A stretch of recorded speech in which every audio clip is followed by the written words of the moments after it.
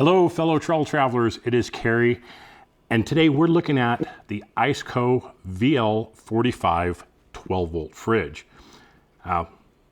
Why would you need a 12-volt refrigerator? Well, let me tell you a story. So, I had suggested that we get a fridge very early on, and Katerina was like, no, we have ice chests, we have coolers, we have insulated bags, we can put ice in them. It's all good. And it was, and it works, and it has worked for people for many decades. But one day, we're on a very hot trail and grabbing some lunch with some friends, and someone handed Katerina a bottle of water. And that bottle of water had those nice, crispy flakes of ice on the sides. And when you take that sip, it is nice and cold, and it just refreshes you so well compared to our water that was cool, right? Nothing beats ice cold water on a trail, or drinks, or food, or being able to use, a refrigerator, right? It is a complete game changer into what you can take and how long you can keep stuff without having to resupply ice. So after our little icy water experience, she decided we were going to get a fridge. And we did. We bought a Dometic CFX 375 because we were planning our 8-day Wyoming BDR trip. And that fridge has worked great, but it's huge and it sucks power and it doesn't run on battery for very long. We needed something that was more appropriate to what we do on a regular basis. And fortunately, ICECO reached out and asked us if we'd like to try the VL45, and we're like, absolutely. This was one of the ones we were actually looking at. So we took them up on the offer and we got it in and we started checking it out. Now, just to give you some specs on it, I have my notes right here. This is a 47.6 quart or 45 liter capacity. We'll show you some pictures of the inside and stuff. It is a single zone, so you can't divide it between freezer and refrigerator, but the entire unit can go from 0 degrees to 50 degrees. So it can act as a freezer, but it's not dual zone. The whole system by itself weighs 49 pounds, has a 5-year warranty on the compressor, which is a CCOP compressor, basically the same as you're gonna find in a Dometic or anything else. Very reliable, very efficient compressor. And a 1-year warranty on the other parts. Now, this thing sells for $559. So it is a fraction of the cost of what some of the bigger brand names go for. And before we accepted this, we went online and we looked at some other people who have reviewed it, people that we, whose opinions we trust, and we decided, okay, let's give it a shot. And we did. And a couple key things about it. You got some really nice, like spring-loaded handles. So they're not flopping around, they're not rattling out on a trail. And you can just use these as tie downs inside, put some ratchet straps on there. So we really like those handles. These corners have some nice protection on them to keep everything kind of nice and secure. They do have a complete cover for this for 99 bucks if you want to pick up something like that. And then on the side here, we have our controls. So we have our temperature control, we have our minimum and max, which is our compressor speed. Now, if you have it plugged into 110, max is fine. It's just gonna kick that thing into high gear and it's gonna cool the system down faster. And then when it cycles, just like a regular refrigerator does, right? It gets up to a certain temperature, the compressor kicks on. That speed is gonna make it cool down faster. But once it gets down to the right temperature, it starts cooling back up again, you might see more cycles that way. So having it on minimum, it's gonna be a slower cool down, but then it's gonna take less power and then it'll warm back up again. So in a room that was between 70 and 75 degrees, it was a 1-hour cycle. So it would run for 30 minutes and then warm up for 30 minutes before it would kick back on again. The other side here is your battery protection, low, medium, and high, and that determines at what voltage this turns off. So if you have it in your vehicle and you only got one battery, you know, your starter battery in there, and you want to make sure that this thing dies before your battery gets so low that you can't start your engine, well, then you might want to put it on high. Medium is probably okay for most vehicles. If you put it on medium, it'll get down to like 11 volts. Your vehicle should still start without any problem. But again, something that you need to be aware of and figure out what setting works for you. On the low setting, it will drain the hell out of a battery. So if you have it on a power station, now we've been running it,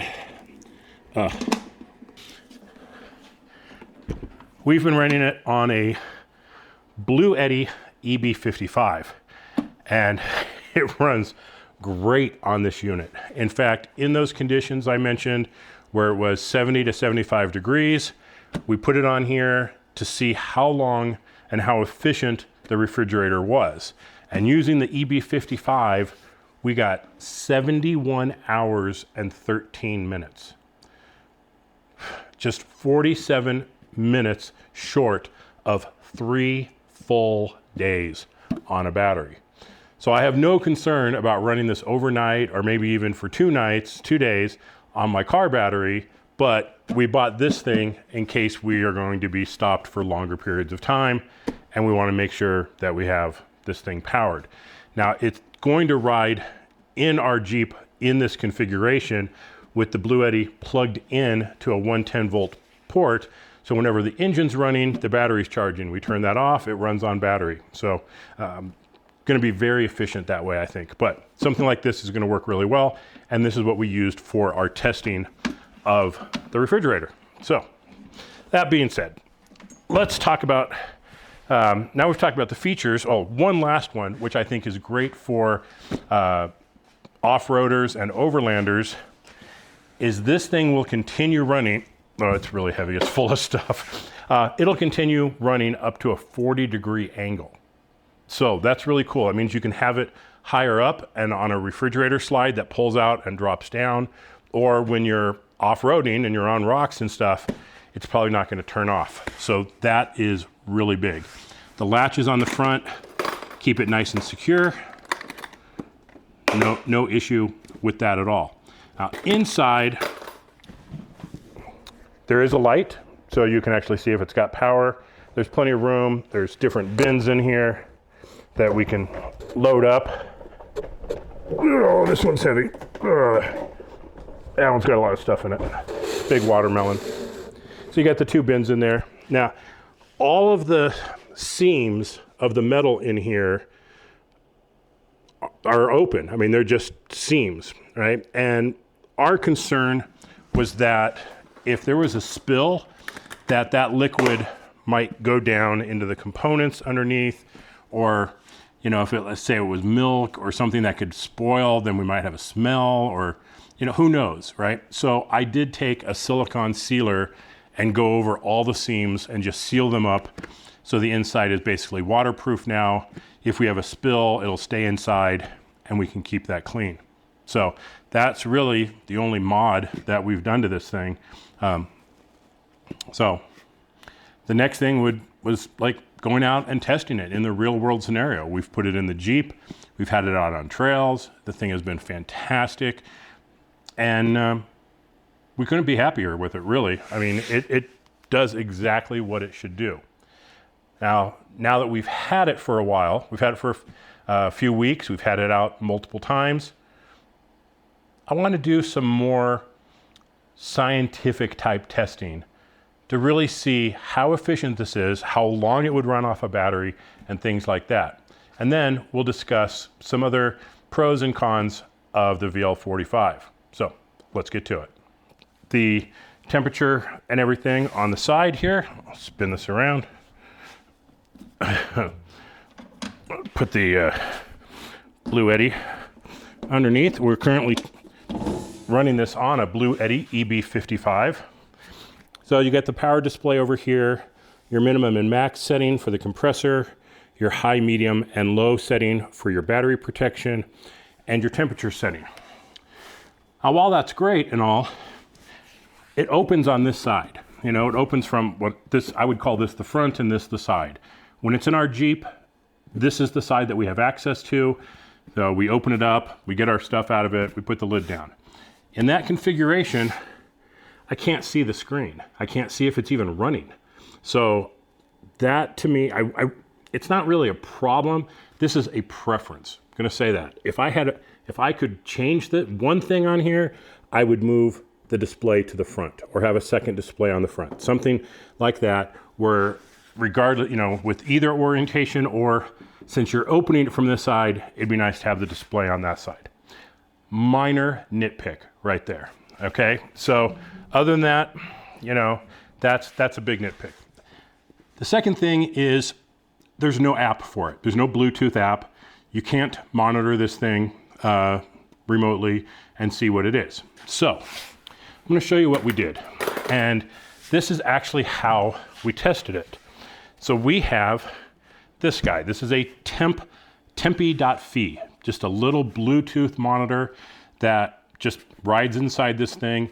And on my phone, I can go into the app and I can see all the temperature readings. And it records a reading every minute. So it's accurate to the minute. And that's how we were able to watch it, make sure everything's running, set alerts on here so that when the temperature reached certain levels, we would get alerts so that we knew if it was going out of spec or anything. And so this for 40 bucks, if you want remote monitoring, you can't change anything, but if you want to remote monitor it, this is a great way to do it. So again, just keep that guy in there. I talked about the display, talked about the app. Now Katarina, one thing she would have liked to have seen was some kind of handle on here. Once you release these, there's really no good grip other than the clasp here to lift it up. So Katarina said she would have liked a handle on there. These are things that we told ICECO. So hopefully that, you know, they'll take that into consideration in another version or something. Now, let's talk ugly, right? Now, we have seen tons of reviews of this refrigerator. All of them absolutely stellar. So we were pretty confident going in that everything was going to be fine. But our first test that we did, it just didn't seem right. This thing ran, well, we had it on our trailer battery, which is a 100 amp hour battery. And it ran for just 2 hours short of 7 days. Like, that doesn't seem right. The math doesn't add up there. Something's not right. And that's when we got that remote temperature monitor and we put it in here. And what we found was the temperature inside was 15 degrees higher than what we had it set to. And I didn't know what to do. I reached out to ICECO. I explained the problem to them. I showed them the data. And they sent back an email saying, do this key combination on here, check to see that the calibration is set to these numbers, and it wasn't. So the unit I got from the factory did not have the temperature calibration set properly. Once I changed it to be the factory defaults, then the temperature was correct and I've had 0 issues. So I did not rerun the 7-day test on the trailer, but you see what I did on that EB55. So I would expect if that thing got, you know, almost 3 full days, I could probably get 5 days out of my trailer. But instead of being at 36 degrees, it was actually at like 51 degrees. So that was not a valid test. Now that it's set properly, everything's working great. Now, I do not believe that that is a common issue. I've never heard that in any forum. I've never seen it in any Facebook group. I've never heard about that on any video. So I don't expect that that is an issue. All I'm gonna say is, if you happen to get one of these and you find that the temperature is off, and really, you don't need a $40 digital remote thermometer on there, just throw one of these cheap guys in there. Double check, and if everything's great, great. If it's way off, then contact ICECO or me, and I'll tell you how to reset it. But I'm not going to do a video about that because I think it's probably exceptionally rare that that issue comes up. So with all that said, I think it's time for me to crack open a Monster, enjoy my refrigerator, get it back in the Jeep, and go back on the trails. So I hope you enjoyed this video. I said I have all the data, all the logs and everything. So we tried to do this as scientifically accurate as possible while being in more of a real world scenario. That's the best I can do. Let me know what you think of the video. Let me know if you think that my testing was good and everything. And I'm looking forward to doing more videos on things like this and the power station coming up soon. And again, join the YouTube channel. We got discounts and perks on there. When you're watching a video, there's just a join button. We really appreciate that. And like, share, and subscribe. Honestly, it really helps the algorithm and it helps us grow. I don't plug that very often, but I do appreciate it. So from Katarina and myself, stay safe out there. We'll see you on the trails with a cold one.